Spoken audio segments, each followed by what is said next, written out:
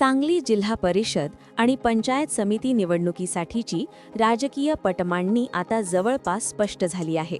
मात्र खरी उत्सुकता आहे ती संभाव्य बंडखोरीकडे.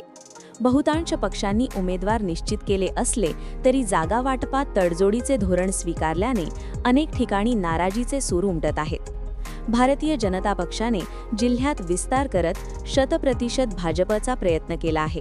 मात्र युतीतील नाराजी टाळण्यासाठी काही ठिकाणी रयत क्रांती, शिंदे गटाची शिवसेना आणि राष्ट्रवादीला जागा देत तडजोड करण्यात आली आहे.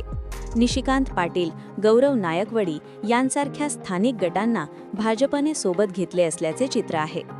काँग्रेसने आपल्या संघटनात्मक ताकदीचा अंदाज घेत मोजक्या पण प्रभावी जागांवर लक्ष केंद्रित केले आहे.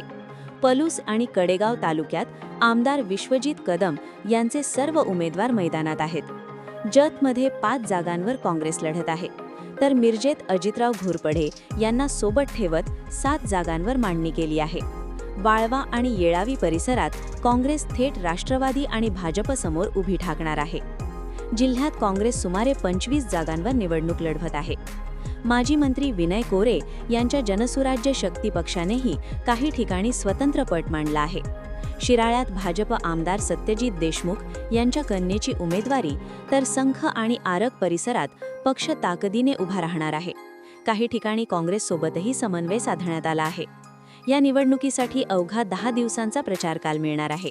मतदारसंघ मोठे असल्याने सभा, मेळावे आणि संपर्क मोहिमा वाढणार आहेत. राज्यातील फक्त 12 जिल्ह्यांत निवडणूक होत असल्याने बड्या नेत्यांच्या सभाही सांगलीत रंगणार हे निश्चित. एकास एकची लढत, संभाव्य बंडखोरी आणि किंगमेकर पक्षांची भूमिका.